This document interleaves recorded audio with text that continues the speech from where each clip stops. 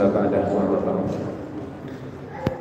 Hadirin jemaah Masjid Darussalam yang dimuliakan Allah Subhanahu wa taala, wabil khusus seluruh pengurus dan PKM Masjid Darussalam yang insyaallah dimuliakan Allah Subhanahu wa taala. Alhamdulillah di malam hari ini kita dapat kembali hadir dalam kajian tafsir dan tadabbur Al-Quran di tiap akhir pekan kita. Mudah-mudahan menambah wawasan kita, pengetahuan kita tentang ayat-ayat di dalam Al-Quran. Dan insyaallah di malam hari ini kita akan mempelajari surat Quraisy. Surat Quraisy tentu merupakan surat-surat pendek terdiri dari 4 ayat. Kita akan bahas mengapa Allah Subhanahu wa taala menyebut nama Quraisy di dalam surat ini. Siapakah Quraisy? Apakah dia orang atau suku atau julukan atau nama orang? Kemudian apa makna dari ilah? Ilah. Apa yang dimaksud ilah? Kemudian apa yang dimaksud dengan rihlah? Rihlah. Mengapa disebut rihlah? Nah, kemudian Rabb hadzal bait alladzi at'amahum min ju', disebutkan ju' wa amanahum min khauf. Akan kita pelajari insyaallah makna tiap lafaz dalam surat Quraisy. Mudah-mudahan menambah wawasan kita, menambah keimanan kita dalam tiap ayat yang terdapat dalam surat Quraisy.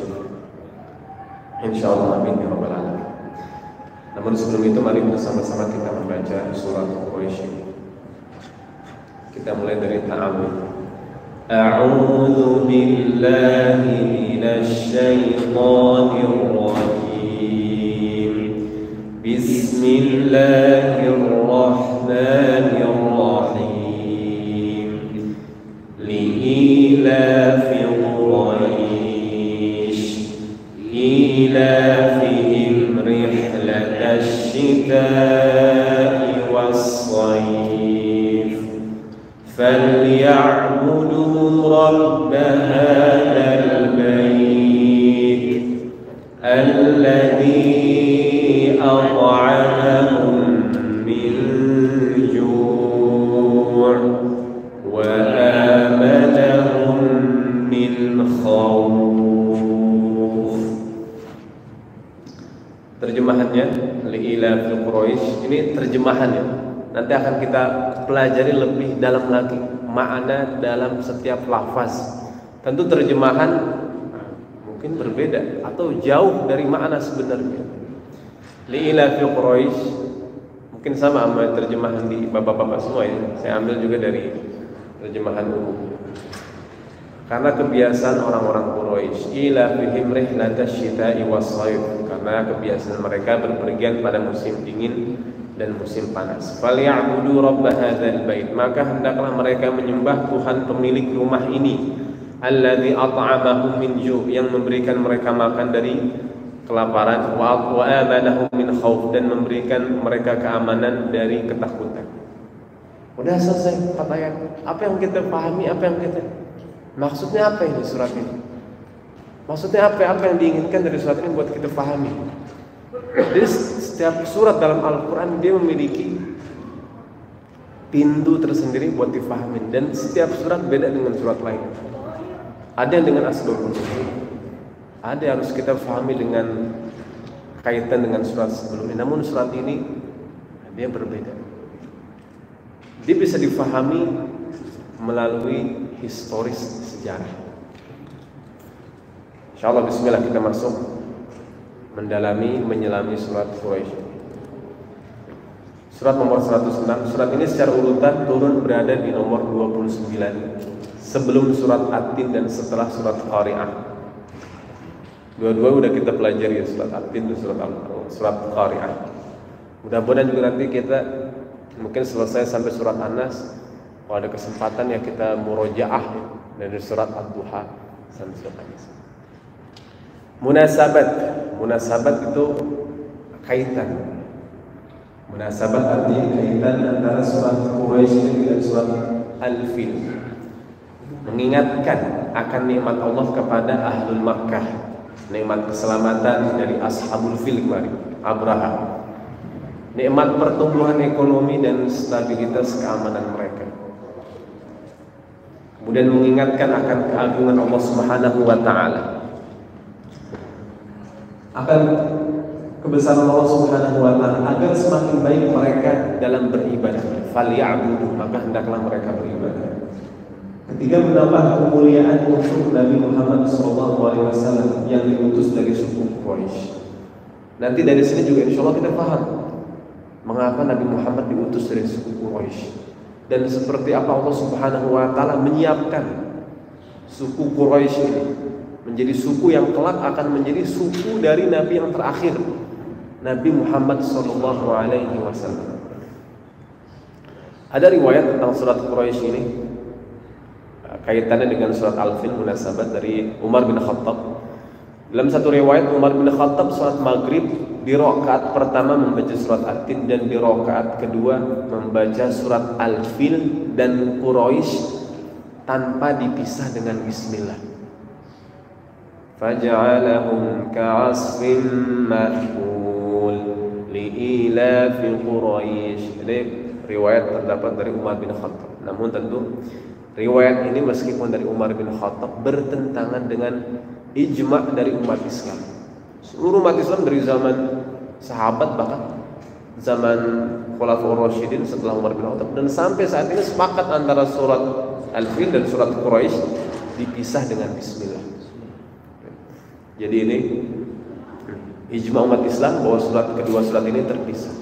Namun apa yang menjadikan Umar bin Khattab menyambung antara Al-Fil dan Quraisy? Insyaallah akan kita paham. Bismillah, kita masuk ke ayat yang pertama. Li-ilafi Quraisy. Apa artinya ilaf? Jadi dalam ayat pertama ini ada 3 kata. Pertama li, kedua ilaf, ketiga Quraisy. Li ilafi Quraisyin. Jadi ada 3 kata. Yang pertama kita pahami li. Li dalam bahasa Arab dia maknanya banyak.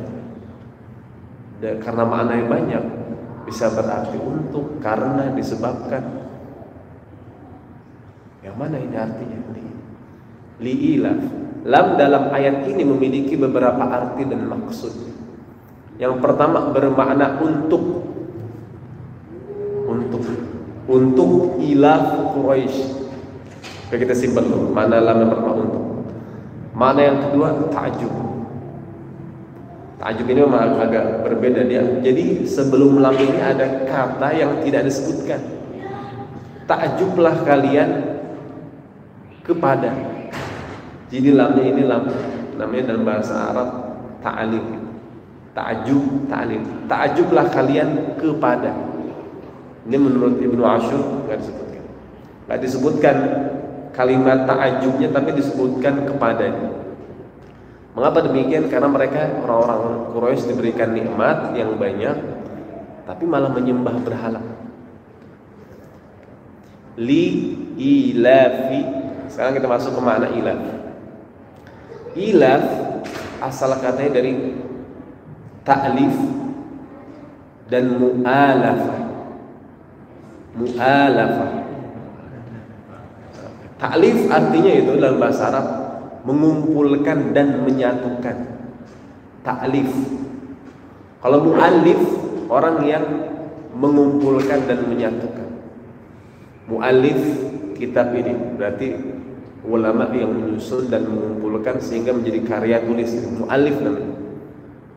Jadi asalnya dari ta'lif, mengumpulkan dan menyatukan. Mengapa ilaf ini dari ta'lif? Karena mengumpulkan yang terpisah. Quraisy ini menyatukan 2 kerajaan besar dalam perdagangan rihlah. Nanti kita bahas terperinci antara Bizantium dan Syam, Habasyah dan Yaman. Menyatukan, ilaf ini menyatukan yang terpisah tadi, mengumpulkan yang terpisah. Makna ilaf yang ta'lif. Yang kedua mu'alafah. Mu'alafah kebersamaan dan keharmonisan. Dari asal kata dari alif, kayak panjang alif, atau ulfah. Misalkan perempuan namanya ulfah, artinya itu harmonis, keharmonisan. Ikatan dan artinya kebersamaan dan keharmonisan, ikatan dan kesepakatan damai antara suku atau negara. Ini arti mu'alafah. Ikatan dan kesepakatan damai antara suku atau negara atau kelompok sehingga aman berpindah dari satu tempat ke tempat lain, namanya mu'alafah. Jadi ada keharmonisan, ada kedamaian. Jadi ilaf maknanya di sini kita dapat mengumpulkan, menyatukan, namun bersatunya dalam keharmonisan dan kebersamaan. Sekarang ilaf untuk menyatukan dalam kebersamaan dan keharmonisan siapa? Quraisy. Kalau kita sambungkan dengan surat Al-Fil, alam tara kaifa fa'ala rabbuka man kita bahas sampai dan Allah menjadikan Abraha itu bagaikan daun-daun yang dimakan, hancur. Tujuannya apa? Li ilafi Quraisy, untuk menyatukan dalam kebersamaan dan keharmonisan Quraisy. Kita dapat maknanya ya. Jadi Allah Subhanahu wa taala menghancurkan Abraha li ilafi Quraisy, untuk menyatukan dalam kebersamaan dan keharmonisan Quraisy, suku Quraisy. Dari situ mengapa Umar bin Khattab menyatukan ayat surat Al-Fil dan surat Quraisy. Oke. Itu makna, kalau makna lamnya itu untuk ya. Sedangkan yang disepakati sama mufasir maknanya bukan untuk, tapi takjublah kalian kepada persatuan, kebersamaan dan keharmonisan suku Quraisy. Jadi maknanya begitu, beda dengan makna yang pertama ya. Takjublah kalian kepada persatuan, kebersamaan dan keharmonisan suku Quraisy. Apa Allah suruh kita takjub?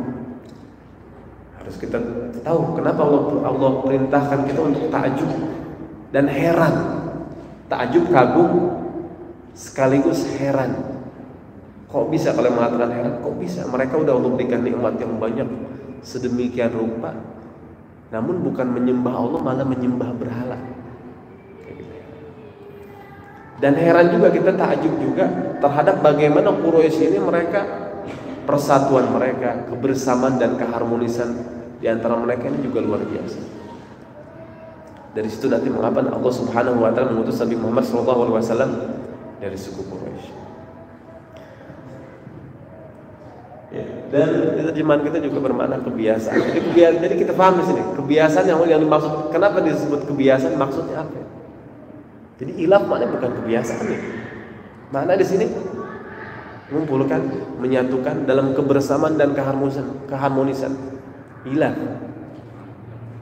Kalau bahasa Arabnya 1000 bahasa Arabnya alf 1000. Mana alf itu? Karena 1000 persatuan dari nilai-nilai yang kecil sampai menjadi 1000 alf.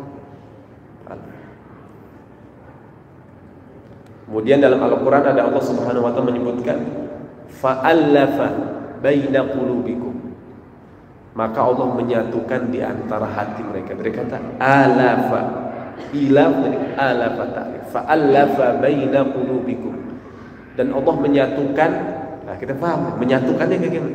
Allah menyatukan di antara hati orang-orang beriman dan bertakwa ini, disatukan dalam kebersamaan dan keharmonisan.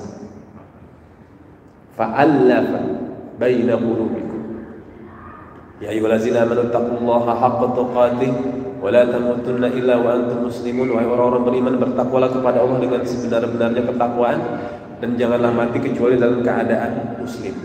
Wa'tasimu bihablillahi jami'an, dan berpegang teguhlah kalian kepada tali Allah seluruhnya. Wa la tafarraqu, dan janganlah terpecah belah.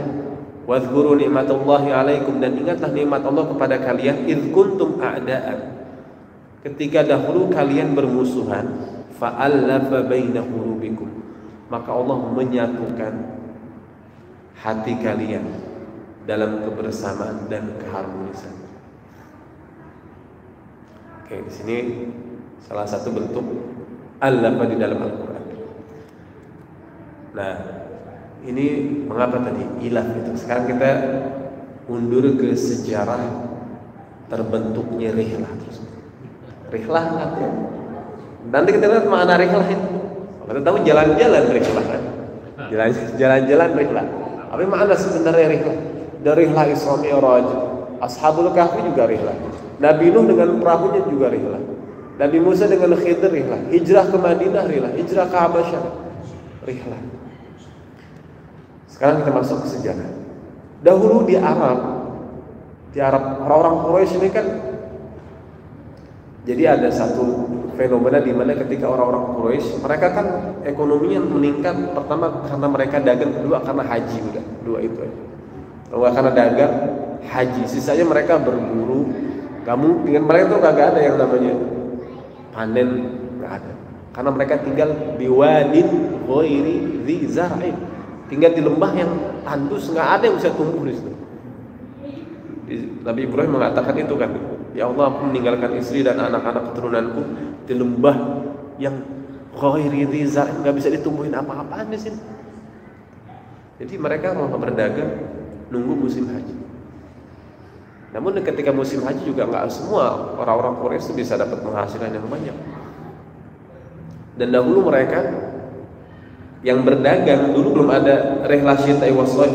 Mereka berdagang di sekitar Mekah dan sekitar Jazirah Arab, di pasar-pasar yang nggak terlalu jauh dari Mekah, dan pembegalan, perampokan sering terjadi. Sampai satu ketika, dahulu Arab Mekah memiliki adat, yaitu jika salah seorang keluarga mereka nih, salah satu ketika ada keluarga dikenal dengan keluarga Bani Makhzum, keluarga kaya raya, mereka pedagang, mereka juga dari Quraisy, mereka pulang berdagang dirampok sama perompak, habis dagangan semua. Yang di rumahnya nggak ada, yang dibawa diambil perampok semua, sisa udah, yang penting mereka selamat hidup. Sampai akhirnya mereka udah nggak sanggup bertahan, kemudian nggak ada yang bisa bantu mereka. Keluarga Bani Makhzum ini memutuskan untuk i'tifar. I'tifar ini di sini. Ini i'tifar ini. Di sebelah sini. Dahulu Arab Mekah memiliki adat, yaitu ketika salah seorang atau keluarga jatuh pada kemelaratan dan miskin, luar biasa, sudah habis semua, tidak memiliki makanan untuk sehari-hari, maka ia membangun kemah di tempat di Mekah bernama Khoba. Sekarang udah nggak ada. Kemudian dia membawa istri dan anak-anaknya ke situ, jauh dari pemukiman warga. Mereka buat kemah di sana, nunggu ada yang bantu, ada yang ngelihat membantu, atau mereka mati sekeluarga kelaparan di situ. Subhanallah. Jadi seperti ini, saking susahnya ketika sebelum ada rihlah syita'i was-shayf. Kemudian terjadi i'tifar ini terjadi kepada salah satu keluarga namanya Bani Makhzum, orang kaya, tapi karena perampokan habis. Sampai Bani Makhzum ini mau melakukan i'tifar, sampai informasi tersebut kepada Hashim bin Abdul Manaf. Hashim ini kakek dari Nabi Muhammad SAW, kakek kesekian. Nanti kita lihat, dia ada Hashim di sini. Ya, Muhammad bin Abdullah bin Abdul Muttalib bin Hashim. Berarti kakek pertama Abdul Muttalib, kakek kedua Hashim. Hashim dapat informasi bahwa keluarga Bani Makhzum mau melakukan i'tifar, yang masih ada kerabat sepupu kesekian lah gitu Bani Makhzum. Gak sampai hati deh dengan hal tersebut. Kok bisa, ini kan dia keluarga terhormat, keluarga yang bapaknya juga banyak jasanya gitu di Mekah ini. Kok bisa mereka sampai mau i'tifar, bunuh diri sekeluarga di gurun gitu. Akhirnya Bani Hashim ini mengumpulkan seluruh orang-orang Quraisy, kemudian berkhutbah di depan Quraisy. Wahai Quraisy, kemudian dia mengingatkan orang-orang Quraisy tentang nasab mereka, bahwa mereka itu adalah berasal dari keturunan yang sama, keluarga yang sama. Mereka tinggal juga susah sama-sama di kota Mekah itu. Kemudian meminta seluruh orang-orang Quraisy mengumpulkan dagangannya dalam satu kafilah rihlah. Yang luar biasa apa? Hashim mau nanti mengusulkan keuntungannya dibagi rata, sampai yang miskin seperti yang kaya. Yang miskin seperti yang kaya nanti. Kan berat ya. Awalnya nggak semua orang mau diingatkan sama Hashim. Tidak sehati. Ini kakek Nabi luar biasa mengingatkan, menyatukan dan ilaf dan menyatukan semua. Akhirnya semuanya rela untuk disatukan, seluruh dagangan mereka menjadi satu kafilah, satu rombongan, dan nanti hasil keuntungan dibagi rata untuk seluruh orang-orang Quraisy. Ini memang nggak mudah juga. Alhamdulillah Allah Subhanahu wa taala beri kemudahan. Allah ilhamkan kepada Hashim. Dari sinilah mereka pun menjadi lebih harmonis dan kuat persatuan. Terbentuklah rihlah Syita'i was-Shayf di sini. Nanti kita lihat terperinci bagaimana rihlah Syita'i was-Shayf. Ini awal mula terbentuknya sejarah rihlah itu karena peristiwa I'tifar yang menimpa salah satu keluarga terhormat di Quraisy, dan yang mengusulkan adalah Hashim bin Abdul Muttalib. Ini orang yang pertama kali mengusulkan rihlah Syita'i was-Shayf. Kemudian kita balik ke makna. Sekarang kita masuk ke makna Quraisy. Makna Quraisy, apa makna Quraisy itu? Quraisy ada beberapa pendapat. Ada 3 pendapat. Sebenarnya ada 3 pendapat. Cuman yang saya masukin di sini 2 ya. Quraisy menurut ulama berasal dari taqarrush. Taqarrush itu artinya takasub atau tijarah, penghasilan dan perdagangan. Takasub penghasilan, tijarah perdagangan. Mengapa Quraisy dikatakan Quraisy? Karena aktivitas mereka yang sangat terkenal dan menjadi sumber penghidupan mereka yaitu tijarah, perdagangan. Makanya disebut Quraisy. Sebagian mufassir mengatakan berasal dari kata takrish, dari tajammu wal iltinam. Wal iltiam ini hamzah kecil, berasal dari berkumpul dan rekonsiliasi. Apa iltiam agak susah nyari bahasa. Ketemunya rekonsiliasi, mereka menyatukan yang terpecah. Dahulu mereka terpecah. Iya, orang-orang Quraisy sebelumnya itu mereka terpecah memperebutkan kekuasaan Mekah dan manajemen haji. Masing-masing pengen menguasai Mekah ini. Kalau kita lihat nanti sejarah dari zaman Nabi Ismail terus itu memperebutkan kekuasaan Mekah itu luar biasa. Sampai nanti ada kakek Nabi yang bernama dikenal dengan, nanti kita bahas ini sedikit. Ada kakek-kakek Nabi, hampir semua buyut-buyutnya Nabi Muhammad SAW, mereka punya peristiwa penting dalam kehidupannya. Di sana mereka bisa mempersatukan kaumnya. Ini ya, saling memperebutkan kekuasaan atas Ka'bah dan Mekah. Tentu adalah haji, perekonomian, perdagangan, kekayaan juga disuruh mereka dapatkan.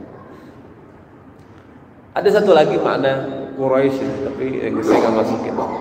Quraisy dari Qursh, kemudian ditafsir jadi Quraisy. Qursh jadi Quraisy. Qursh itu menurut salah satu mufassir namanya Imam Ibnu Ashur bilang Qursh arti hiu, Pak, hiu. Kan hiu. Kemudian ditaskhir. Jadi mengatakan Quraisy ini dari kata Qursh yang berarti ikan hiu. Karena mereka disegani, dihormati, bahkan ditakutin di atas suku-suku Jazirah Arab lain. Wallahu a'lam. Sebelum terus Boleh. Jadi seringkali di dalam istilah itu ada Quraisy suku, terus ada Bani. Nah di Mekah sendiri apakah sukunya hanya Quraisy saja atau ada suku lain? Lantas yang disebut ada Bani Hashim, Bani ini adalah bagian dari suku Quraisy atau bagaimana? Barangkali biar clear aja. Di Mekah sendiri bagaimana situasinya terkait dengan suku maupun Bani? Ini ada nanti pembahasannya nih Pak. Nah ini nih yang di sini nanti nih. Jadi Quraisy itu siapa yang dijuluki Quraisy? Karena dia dijuluki Quraisy, maka Bani Quraisy. Bani kan anak keturunan, Bani Adam anak keturunan Adam. Bani Quraisy berarti anak keturunan Quraisy. Jadi ada salah seorang nanti dijuluki Quraisy. Nabi dijuluki Quraisy. Karena dia dijuluki Quraisy, maka anak keturunannya ini dia ini dikenal dengan Bani Quraisy. Dia punya anak, punya misalkan Bani Quraisy. Bani Quraisy ini kan besar Pak. Nanti ada pembagiannya lagi. Ada pembagiannya lagi. Misalkan kakek di sini nih. Tapi kita baca ini dulu ya, ini hadis nikmat Allah kepada suku Quraisy. Qala Rasulullah sallallahu alaihi wasallam, Nabi sallallahu alaihi wasallam bersabda, "Inna Allah astafa Kinanah min walad Ismail." Sesungguhnya Allah memilih Kinanah. Kinanah itu kakek Nabi yang jauh banget, jauh banget. Yang keberapa Kinanah? Ini nih Kinanah 14. Kakek Nabi yang ke-14. Allah memilih Kinanah dari keturunan Ismail. Ini Kinanah. Kinanah sama Nabi jaraknya 14. Dari Ismail 1, 2, 3, 4, 5, 6, 7, 8. Dari Ismail ke Kinanah 8 generasi. Dari Kinanah ke Nabi Muhammad 14 generasi. Nabi bilang Allah memilih Kinanah dari keturunan Nabi Ismail. Wastafa Quraisy min Kinanah, dan memilih Quraisy dari keturunan Kinanah. Dan memilih Hashim, di sini Pak. Dan memilih Hashim dari keturunan Quraisy. Jadi Bani Hashim keturunan Quraisy. Jadi Bani Hashim ini keturunan Quraisy. Mereka orang Quraisy. Dan memilihku wastafani dan memilihku dari keturunan Hashim. Jadi dari Muhammad SAW. Jadi Nabi Muhammad nih terpilih dari yang terpilih, dari yang terpilih, dari yang terpilih, dari yang terpilih, dari yang terpilih. Nabi Ibrahim terpilih, Nabi Ismail terpilih. Subhanallah. Terpilih dari yang terpilih, dari yang terpilih, dari yang terpilih, dari yang terpilih. Bukan 1-2 kali, berapa kali itu? Subhanallah. Nabi Ismail, Kinanah, Hashim, Nabi Muhammad SAW. Itu jaraknya jauh banget dari Nabi Ismail ke Nabi Muhammad. Di generasi Hashim ada lagi keturunan Quraisy yang lain. Ya. Nah ini kan ada ikhtilaf dari para ulama. Ada yang mengatakan yang dijuluki Quraisy itu Nadar, kakek ke-13 Nabi Muhammad SAW. Jadi setelah Nadar, mereka tuh keturunan, mereka disebut Quraisy. Dari Nadar ke atas nggak disebut Quraisy. Ada yang mengatakan Quraisy ini Fihr ini paling 13, Fihr ini yang ke-11. Kalau ada di Rawi Barzanji itu, biasa orang baca Rawi Barzanji itu disebut Quraisy itu, Fihr itu Quraisy. Jadi Fihr ke atas itu bukan Quraisy, Fihr ke bawah itu Quraisy. Misalkan Fihr punya 4 anak, 4-4-nya Quraisy. Kemudian masing-masing 4 anak ini punya keturunan lagi kan? Semua ini Quraisy. Keturunan lagi Quraisy lagi. Bani Quraisy tuh ujungnya ya, kayak kita Bani Adam. Tapi nanti kita punya cabang tersendiri. Bani Adam Indonesia.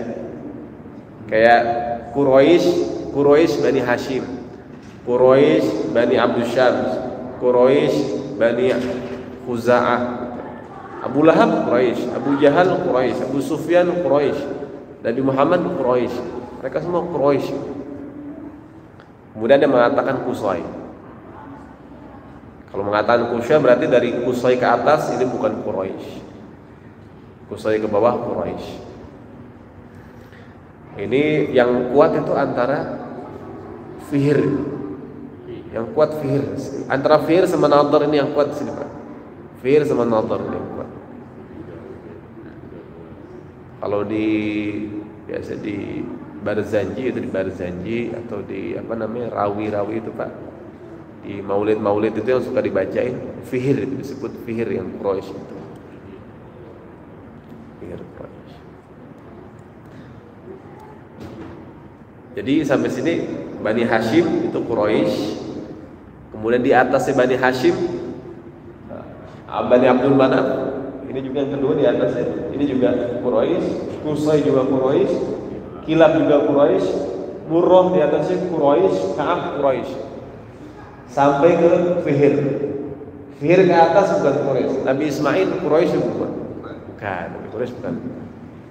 Jadi seperti itu Quraisy. Itu 13 itu dari Rasulullah atau dari Ismail? 13. Oh, ini dari Nabi Muhammad SAW. Muhammad bin Abdullah bin Abdul Muttalib bin Abdul bin Hashim bin Abdul Manaf, terus sampai. Jadi yang ke satu Nabi Ismail. Yang ke satu? Ya, urutan 13 yang satu itu Nabi Ismail. Oh, dari Nabi Muhammad. Dari Nabi Muhammad ke atas. 1, 2, 3, 4, 5. Nomor satunya Nabi Ismail. Nomor 1. Iya, dari awal. Oh ini. Oh, di ujungnya. Iya, Nabi Ismail. Kayak yang di hadis ini ya, di hadis ini. Allah memilih Kinanah dari Ismail. Ada Nabi Ismail, Kinanah. Kan ada Ismail, ada Ishak kan gitu. Ada Ismail sama Ishak, yang Allah pilih Ismail. Dari Nabi Ismail. Ya, alhamdulillah. Mudah-mudahan ini sampai sini jelas. Nah, kita masuk ke makna yang kedua. Ila fihim rihlatash syita'i was-shaif. Tadi kita dulu paham makna ilaf, persatuan dan keharmonisan mereka yaitu Quraisy. Ila fihim. Jadi mereka semakin kuat persatuan, kebersamaan dan keharmonisannya karena rihlah. Karena rihlah. Dari sini kita paham. Berarti di antara manfaat rihlah bisa memperkuat persatuan, kebersamaan dan keharmonisan. Itu salah satu manfaat rihlah. Nah, ila fihim rihlah. Rihlah ini perjalanan. Nah, kita bisa lihat ke sini, Pak. Kalau kita mau kaitkan seluruhnya, rihlah Isra Mi'raj, rihlah Nabi ini, maka wallahu alam didapati makna seperti ini. Merupakan perjalanan yang bertujuan menyelamatkan atau meningkatkan spiritual, intelektual, finansial ataupun sosial, agama, keimanan, ketakwaan. Ini saya masukin ke spiritual. Misalkan Isra Mi'raj, rihlah bertujuan meningkatkan spiritual dan intelektualan Nabi Muhammad SAW. Kemudian Nabi Nuh SAW, Nabi Nuh alaihissalam menyelamatkan sosial masyarakat yang beriman ketika itu, menyelamatkan secara sosial dan spiritual. Kemudian hijrah, menyelamatkan spiritualnya. Kemudian haji. Jadi bisa menyelamatkan atau meningkatkan. Kalau haji ini menyelamatkan keimanan. Ketika seseorang udah sampai tingkat kemampuan buat melaksanakan haji, dia nggak melaksanakan haji, nggak selamat. Maka dia harus melakukan rihlah itu dalam rangka menyelamatkan agama. Kalau umroh bukan menyelamatkan, umroh meningkatkan. Umroh meningkatkan. Karena ini menyelamatkan atau meningkatkan. Ashabul Kahfi ini melakukan rihlah dalam rangka menyelamatkan keimanan. Nabi Musa dan Khidir, Nabi Musa rihlah bersama Khidir dalam rangka meningkatkan keilmuan Nabi Musa dan spiritual Nabi Musa alaihissalam. Dan jadi makna rihlah itu. Kalau kita mau kita kaitkan seluruh rihlah yang ada di dalam Al-Qur'an. Hijrah Hijrah ke Habasyah dalam rangka menyelamatkan, perjalanan dalam rangka menyelamatkan. Nah, kalau Quraisy ada dua hal dalam rangka menyelamatkan sosialnya dia, karena tadi i'tiraf tadi, dan finansial masyarakat dalam sosial, kemudian dan finansial yang ingin diselamatkan. Dan pasti kita antara empat hal ini kalau melakukan rihlah tujuannya, kalau enggak misalkan bisnis, sosial mungkin kita mau memperluas jaringan silaturahim, atau ilmiah meningkatkan pengetahuan, atau ruhiyah mau meningkatkan keimanan, ketakwaan, ini kan ruhiyah. Kemudian dan rihlah itu, rihlah Quraisy tersenang. Dengan rihlah tadi Quraisy terselamatkan dari ketandusan Mekah dan mendapatkan peningkatan dalam berbagai aspek kehidupan mereka. Terselamatkan dan tertingkatkan mereka semua. Jadi ila fihim rihlah. Jadi subhanallah, di sini Allah sebutkan rihlah. Bisa aja kan pergi dan Isra Mi'raj, Isra berpergian di malam hari, kemudian dzihab berpergian, kemudian banyak makna selain rihlah itu untuk safar. Ila fihim safar, situ bisa safar, rihlah. Subhanallah. Ini makna rihlah. Kemudian kita masuk. Nah, di sini. Ila fihim rihlah syita. Syita artinya apa Pak? Syita musim dingin. Nah, winter di sini. Shaif musim panas, summer. Nah, kalau kita lihat di sini Pak, luar biasa. Jadi ila fihim rihlat asy-syita'i wa shaif. Tadi kan Hashim mengusulkan itu. Akhirnya Hashim mulai rihlah. Rihlah yang pertama rihlah ila fihim rihlat asy-syita'. Mereka mulai bergerak syita, musim dingin, ke selatan. Di selatan itu ada kerajaan Habasyah, kerajaan Ethiopia. Itu kerajaan tertua itu di dunia, bahkan lebih tua dari Romawi, meskipun Romawi lebih besar, tapi Ethiopia itu lebih tua. Nah, dia kekuasaannya di sini Pak. Dia kekuasaan dari Afrika dan nyebrang laut. Nyebrang laut ya. Makanya Abraha itu orang asli Afrika. Kayak naik gajah Pak. Dia orang asli Afrika, dia nggak bisa bahasa Arab. Pas ketemu Abdul Muttalib dia pakai penerjemah. Abraha orang Afrika kan, Abraha al-Habashi, orang Habasyi. Dia asalnya dari sini. Jadi kekuasaan di sini, kemudian dan di sebelah sini. Nah, ini di sebelah sini dia kekuasaannya. Itu bukan ibu kotanya, atau Ja'far tuh waktu itu hijrah ke sini atau ke seberang lautan? Ja'far. Iya. Habasyah dia sebenarnya dari sini Pak, dari sini nih kan. Besar kekuasaannya kan. Dari atas sini sampai sini sampai sini. Kemudian sebagian di sini. Mungkin di sini nih Pak nih, wallahu a'lam. Nyebrang lautan bisa di sini. Yang pertama hijrah. Nyebrang lautan di sini. Di sebelah sini nih. Di sini ada pelabuhan Jeddah ketika itu juga ada. Dan ini kerajaan Habasyah. Kemudian di bawahnya lagi ada kerajaan Yaman. Kerajaan Yaman ini akhirnya dia membentuk kerajaan tersendiri kan. Dia pernah dikuasai Habasyah, pernah dikuasai Romawi, Yaman. Sampai akhirnya bisa membentuk kerajaan tersendiri di Yaman ini. Kemudian di atas ada kekaisaran Romawi di Syam. Di sebelah sini Persia. Ini kan Faris, Persia di Irak. Kalau sejarah Ratu Bilqis itu di kerajaan di Yaman. Di Yaman. Ratu Bilqis, kemudian Ashabul Ukhdud itu di Yaman. Jadi Yaman punya sejarah yang luar biasa, banyak juga di Yaman. Ila fihim rihlat asy-syita. Mereka bergerak ke Syita dengan satu rombongan. Kira-kira dalam rombongan ini ontanya ada berapa kira-kira? Kira-kira ribuan ternyata. Kalau sebelumnya mereka cuma 100-200 onta, wah itu gampang banget dirampok. ribuan. Subhanallah, tuh seluruhnya turun tangan kan. Kalau jumlahnya ribuan, yang menjaga juga berapa? Ila bimrih latasyita iwasayf.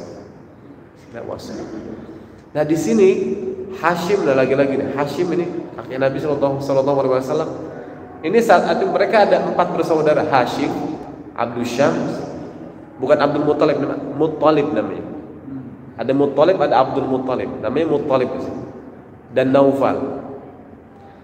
Setelah Syita, kemudian pas besok ke Saif, di Saif Hashim terpikir, kenapa nggak saya buat perjanjian keamanan dengan kerajaan Romawi? Kerajaan Romawi. Dan mohon maaf sebelumnya juga, sebelum mereka melakukan perjalanan ini, Hashim juga sudah konfirmasi juga, udah buat MOU dengan suku-suku yang akan dilewati nanti. Harus ada itu kan MOU biar mereka di perjalanan harus aman, Pak. Di antara MOU-nya, Pak, suku-suku tersebut boleh meletakkan simbol suku mereka dan berhala mereka di Ka'bah. Akhirnya banyak gitu, Pak. Buat MOU taruh berhala. Jadi berhala yang di Mekah bukan punya orang Quraisy semua itu. Punya orang Quraisy yang kita tahu ada Hubal, Lata, Manat, Uzza. Sisanya udah dari suku ini naruh berhala mereka di situ. Dan fasilitas haji. Serta mereka dapat, Hashim juga pintar, dikasih sebagian dari keuntungan. Kepala sukunya aja dikasih sebagian dari keuntungan. Dan mereka senang kan? Mereka jadi siap mengamankan rombongan Quraisy kalau lewat. Ini sampai. Nah, ketika di Romawi, Hashim ingin bagaimana biar bisa bertemu dengan penguasa di sana. Kan ingin membuat, akhirnya dipotongin 200 ontak buat tentara Romawi. Potongin, begitu aja dipotong. Aku senang banget, luar biasa. Akhirnya informasi tersebut sampai ke bukan raja ya, tapi penguasa di sini. Kan Romawi besar dari Turki terus sampai ke luar. Sampai informasi tersebut dipanggil Hashim. Nah, ketika melihat perawakan Hashim ganteng, orangnya rapi, bersih, kemudian pas diajak bicara juga cerdas, luar biasa, tertarik. Karena hal tersebut akhirnya orang Romawi mau memberikan modal. Saya mau dong ikut dagang, investasi. Ternyata dibalikin modalnya sama keuntungan yang nggak diambil apa-apa sama Hashim. Setelah rihlah yang kesekian, dan dari situ Hashim ingin membuat perjanjian. Jadi mereka minta keamanan buat orang-orang Quraisy, bukan orang Arabnya, orang Quraisy kalau ke Persia ini ke Romawi mendapat jaminan keamanan dari kerajaan Romawi. Begitu pula kalau orang Romawi mau ke Mekah. Orang Romawi tahu kalau terjadi musim haji, itu banyak luar biasa. Ekonomi seketika atau naik sekian ratus persen ya. Mereka juga ingin investasi, ingin dagang. Namun nauzubillah min dzalik, ketika itu kan khamar, banyak kemaksiatan juga terjadi di zaman itu. Masih dikuasai oleh kemusyrikan. Namun rihlah ini bagian bagaimana Allah Subhanahu wa taala mempersiapkan Quraisy juga. Karena Nabi akan diutus dari kaum tersebut. Akhirnya apa? Akhirnya Quraisy semakin dihormati, disegani, dan semakin kuat dibanding suku-suku sekitar. Akhirnya apa? Akhirnya suku-suku lain mau investasi juga dengan Quraisy. Akhirnya terbentuklah rihlah. Nah, setelah Hashim ini kan berhasil buat perjanjian dengan kekaisaran Romawi. Adik-adiknya juga melakukan hal yang sama. Abdul Syams buat perjanjian dengan Raja Habasyah, berhasil. Adiknya Al-Muttalib buat perjanjian dengan kerajaan Yaman, berhasil juga. Naufal dengan metode yang sama dengan Raja Persia, berhasil juga. Jadi bukan atas bawah mereka. Nah, itu apa namanya? Ilaf, menyatukan yang terpisah tadi. Ilaf, mereka menyatukan yang terpisah itu menjadi tersentral dalam satu titik, ila fihim rihlatasy syita was-shaif. Luar biasa mereka.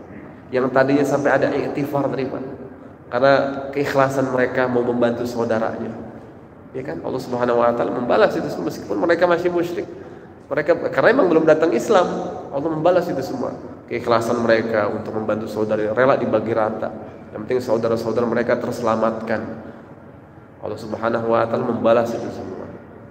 Jadi luar biasa. Mereka dibalas bukan hanya terbebas dari iktifar, mereka semakin kuat akhirnya. Dan ini mereka semakin kuat, semakin dihormati, semakin disegani. Udah mereka menjadi, bahkan disebutkan ini jadi jalur paling aman buat perdagangan. Kalau udah lewat sini, udah nggak ada yang berani gangguin, nggak ada yang berani gangguin.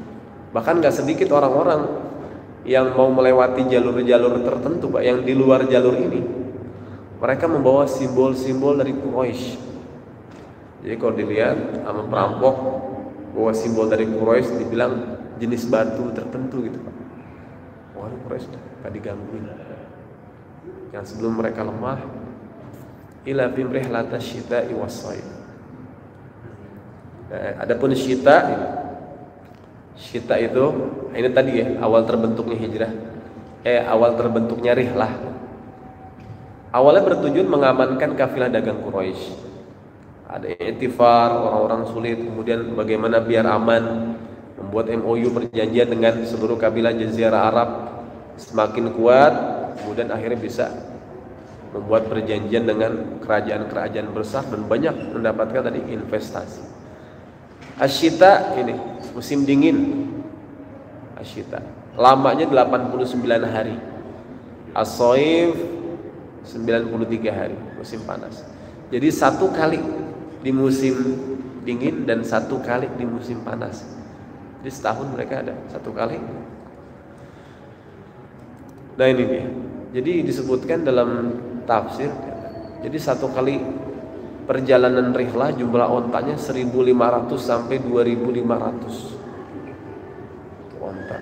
Di zaman itu ya, di zaman itu berarti kan banyak sekali. Dan masing-masing onta bawa dagangan macam-macam.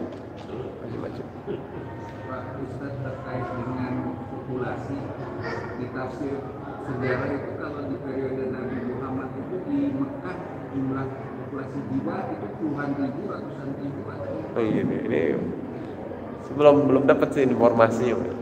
Tapi kalau dilihat dari jumlah ontanya ini, kemudian tentu banyak ya, tapi belum sebanyak sekarang. Kalau nanti mungkin ada Pak ini Samijo ya, tadi pagi yang kemarin siapa? Mungkin bisa ada, mungkin ada informasinya. Tapi wallahu alam tentu jumlahnya nggak sebanyak saat ini. Mungkin kalau di kita, mungkin kita ibaratkan mungkin beberapa kecamatan.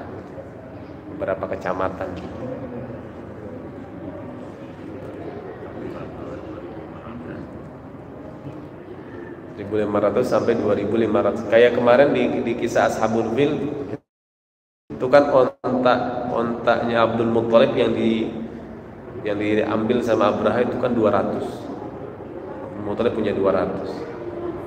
Kemudian ada yang punya, mungkin ada yang investasinya besar, investasi kecil. Jadi menyebutkan 1.500 sampai 2.500 unta. Kemudian akhirnya dari rihlah ini mempersatukan bangsa Jazirah Arab, keagamaan, bahasa, politik dan perekonomian. Yang mereka menyatukan lingkungan mereka, ternyata menyatukan lebih besar lagi. Bahkan bukan perekonomian, bahasa menyatu. Kemudian keagamaan, Mekah jadi pusat peribadahan. Jemaah sekalian yang dimuliakan Allah Subhanahu wa taala, insyaallah kita akan melanjutkan pembahasan kita 2 ayat terakhir dari surat Quraisy ini. Di ayat ketiga Allah Subhanahu wa taala berfirman, "Falyabudu rabb hadzal bait." Falyabudu, maka hendaklah mereka di Quraisy ini mentauhidkan Allah dalam beribadah. maka hendaklah mereka beribadah, maksudnya mentauhidkan Allah dalam beribadah. Karena yang mereka sembah sejauh itu adalah berhala-berhala mereka. Dan berhala orang-orang Quraisy ini sebenarnya juga orang-orang Arab Mekah. Kalau dari zaman Nabi Ismail mereka menyembah tauhid. Dari Nabi Ismail tauhid. Kemudian Adnan tauhid. Terus sampai di sini nih, di bin Lu'ay. Ini pojok sebelah sini. Bin Lu'ay. Jadi ada namanya Amr bin Lu'ay. Itu orang yang ketika itu dia berhasil menjadi pemimpin Quraisy. Anaknya Lu'ay ini berhasil menjadi pemimpin di Quraisy di zaman tersebut. Kemudian dia datang ke Yaman. Yaman ketika itu dikuasai oleh raja yang zalim itu, raja yang menyiksa orang-orang Nasrani, yang kisah Ashabul Ukhdud. Di sana dia dapati berhala-berhala. Ditanya orang Yaman, ini untuk apa? Ini fungsinya liyuqarribuna ilallahi zulfa, agar kita semakin dekat dengan Allah. Dibawa berhala itu. Berhala yang dibawa sama Amr bin Lu'ay namanya Hubal. Ditaruh di Ka'bah karena dia pemimpin, udah disebarkan pemikiran dia. Sebelumnya mereka tauhid hanya menyembah Allah, mulai berhala-berhala kemusyrikan muncul. Jadi disebutkan kurang lebih ada 5 abad saja Mekah itu dikuasai oleh kemusyrikan, sebelum dan setelahnya. Terakhir kan Fathul Mekah. Setelah itu sampai sekarang tauhid. Jadi hanya 500 tahun aja kurang lebih Mekah diisi dengan kemusyrikan.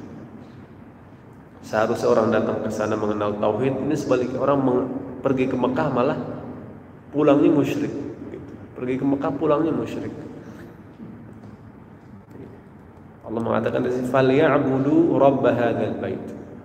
Hendaklah mereka mentauhidkan Allah dalam beribadah. Rabb hadzal bait, ini Rabb, Tuhan pemilik rumah ini. Ini ayat ini juga terdapat di surat An-Naml ayat 91. Innama umirtu an a'budu rabb hadzihil baldah. Jadi baldah, baldah itu negeri Mekah yang dimaksud. Kau diperintahkan untuk menyembah Rabb negeri ini, yaitu Mekah yang dimaksud. Kemudian juga Rabb hadzal bait, bait berarti Ka'bah. Kalau baldah sebenarnya lebih tepatnya itu yang dimaksud negeri haram, itu tanah haram. Kalau kita umrah ada perbatasan tanah haram, hududul haram, ini batas tanah haram. Berarti keluar dari situ itu bukan tanah haram. Dan orang-orang Quraisy hanya mereka yang boleh tinggal di tanah haram. Selain Quraisy nggak boleh tinggal di tanah haram, kecuali mereka yang dapat perlindungan kayak budak-budak. Kemudian mereka yang dapat misalkan menikah dengan orang Quraisy, besanan dengan orang Quraisy, baru dipersilakan tinggal di tanah haram. Kalau bukan Quraisy, mereka tidak memiliki perjanjian apapun, ikatan apapun, nggak boleh tinggal di tanah haram ini. Falyabudu rabb ini, rabb hadzihil baldah. Allah limpahkan nikmat agar hambanya dapat lebih banyak meluangkan waktu dan fokus dalam beribadah. Orang-orang Quraisy Allah Subhanahu wa taala memberi mereka nikmat rihlah syita'i was shaif. Karena mereka bertugas merawat Ka'bah, melayani tamu Allah, dan terdepan dalam pelaksanaan ibadah itu. Maka Allah limpahkan nikmat kepada mereka.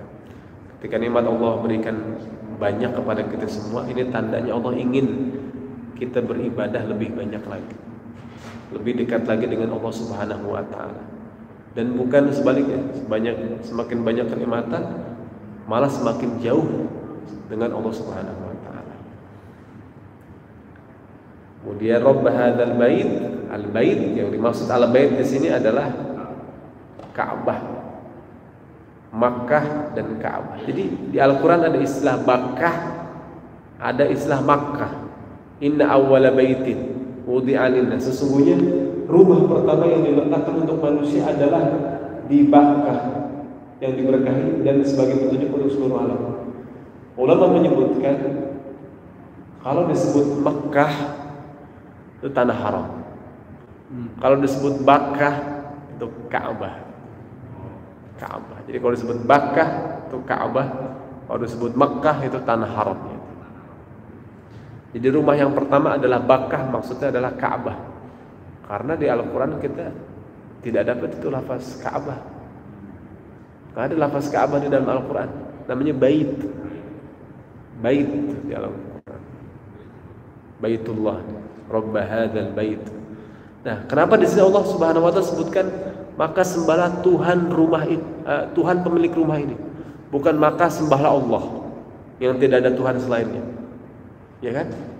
Tapi mah Rabb hadzal bait. Nanti kita lihat di sini. Jadi dahulu ada perkataan viral Abdul Muttalib di depan Abraha. Kisah Ashabul Fil kemarin. Jadi sebelum Abraha masuk ke Mekah, Abraha ingin berdiskusi dulu dengan pemimpin Quraisy. Karena Quraisy dihormati.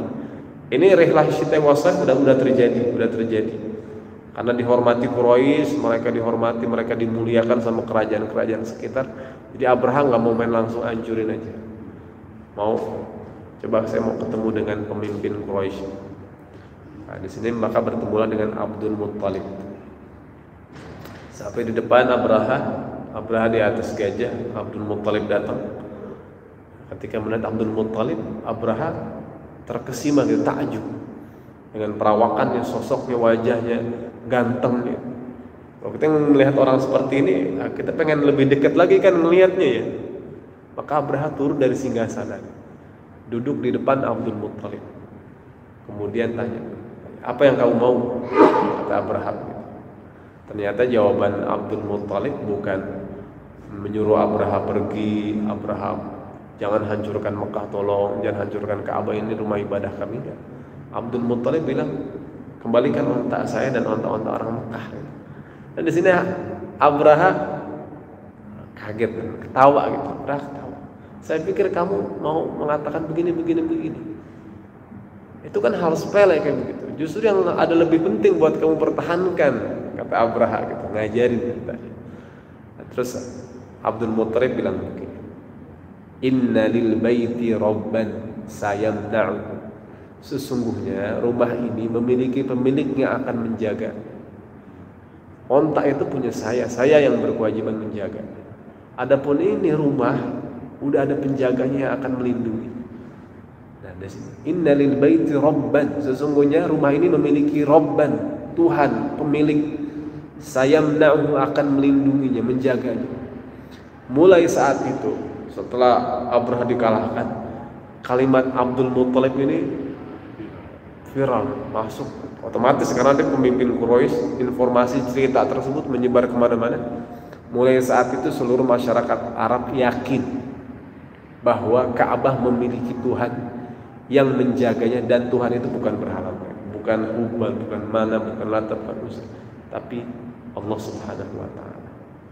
Jadi ketika Allah Subhanahu wa ta'ala, Allah sudah persiapkan mereka buat beriman pada Al-Quran. Jadi ketika mereka mendengar falya'budu rabb hadzal bait, faham mereka. Berarti kita disuruh menyembah Tuhan pemilik rumah ini, Tuhan yang telah mengalahkan Abraha dulu, Tuhan yang telah mengilhamkan kepada kita rihlah syitai wasaif.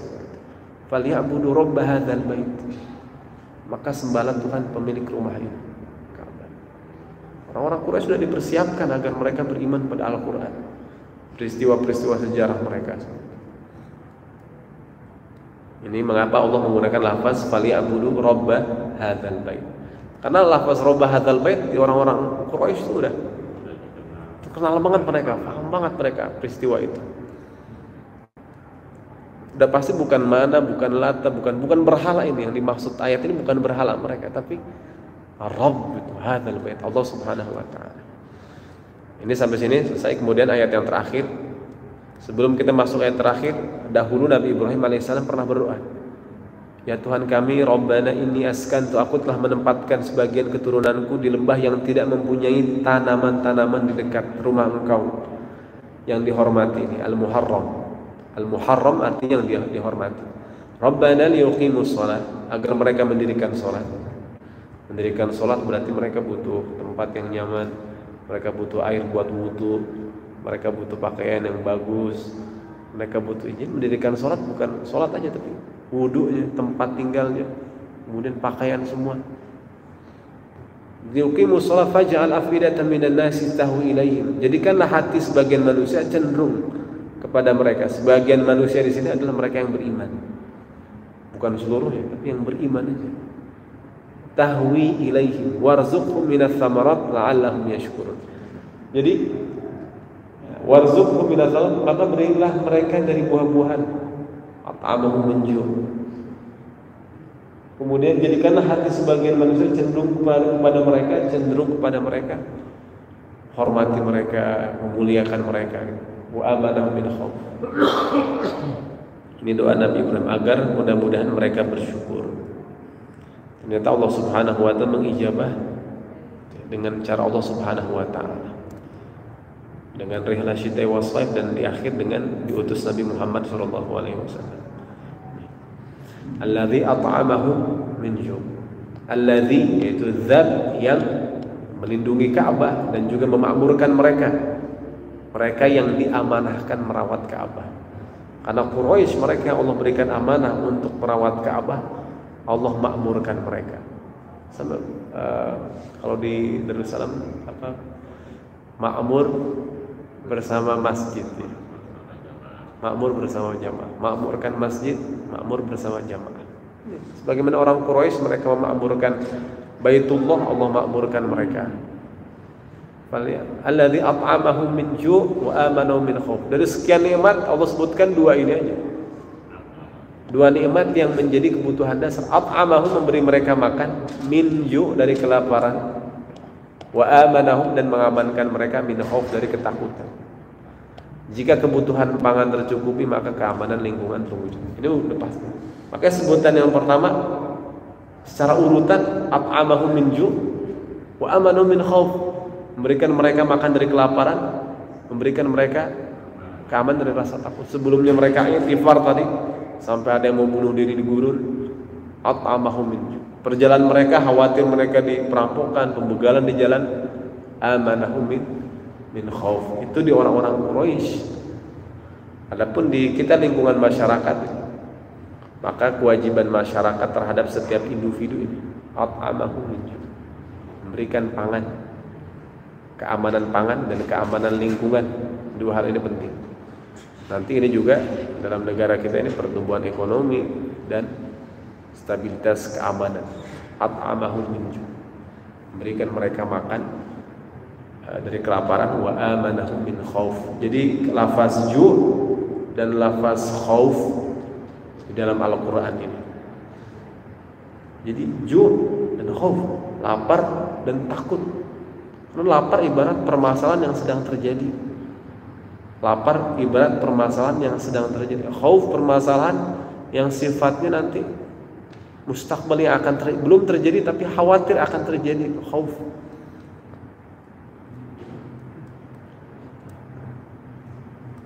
Di Al-Quran Allah Subhanahu wa taala menyebutkan al-ju' dan khauf. Wa nabluwannakum bi syai'in minal khaufi wal ju'. Dan sungguh kami akan beri cobaan kepada kamu dengan sedikit ketakutan dan kelaparan. Kemudian di ayat ini di surat An-Nahl, wa daraballahu mathalan qaryatan kanat aminatan mutmainnatan ya'tiha rizquha min kulli makan. Allah perumpamaan suatu negeri aman, tentram, rezekinya mudah didapatkan, tapi mereka kufur kepada Allah. Maka Allah Subhanahu wa taala timpahkan mereka dengan pakaian kelaparan dan ketakutan. Karena dua hal ini dalam agama kita begitu penting.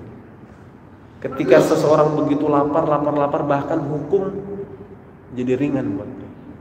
Yang tadi nggak boleh makan babi, nggak boleh makan anjing, lapar luar biasa, yang ada itu doang jadi boleh. Jadi boleh, yang haram jadi boleh. Maka hal ju' sama khauf itu luar biasa.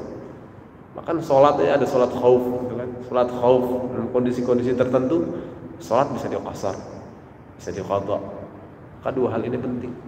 Dan Nabi SAW juga dalam hadisnya berlindung dari dua hal itu, dari ju' dan dari khauf. Ju' permasalahan, kelaparan yang sedang terjadi yang kita rasakan saat ini. Khauf belum terjadi tapi kita takut, kita khawatir. Ju' wal khauf. Kalau kita kaitkan dengan kisah i'tifar tadi ya, bagaimana Hashim menyelesaikan permasalahan ju' di lingkungannya, itu luar biasa. Bisa kita jadikan contoh. Dan juga bagaimana menyelesaikan khauf mereka dengan cara mereka itu juga luar biasa. Bisa kita jadikan ibrah dan pelajaran dalam kehidupan kita, insyaallah, dalam kehidupan kita bermasyarakat. Baik jemaah sekalian yang dimuliakan Allah Subhanahu wa taala, sebelum kita tutup, kita baca sekali lagi surat Al-Quraisy. Kita hadirkan ya makna ila Quraisy, rihlah, syita, shaif, hadzal bait, ju', at'amahum min ju' amanahum min khauf. Kita baca bersama-sama dari bismillah. Bismillahirrahmanirrahim. Li'ilafi Quraisy إيلافهم رحلة الشتاء والصيف فليعبدوا رب هذا البيت الذي أطعمهم من جوع وآمنهم من خوف. Sadaqallahul azim. Jemaah sekalian yang dimuliakan Allah, ini dapat saya persiapkan, dapat saya sampaikan, mudah-mudahan bermanfaat. Sebelum ditutup mungkin jika ada yang ditanyakan. Cukup insyaallah.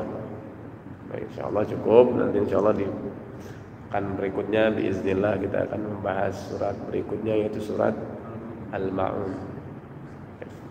Mari kita tutup bersama dengan membaca hamdalah dan doa kafaratul majlis. Alhamdulillahirabbil alamin. Subhanakallahumma wa bihamdika asyhadu an la ilaha illa anta astaghfiruka wa atubu ilaik. Akhirul kalam, assalamualaikum warahmatullahi wabarakatuh.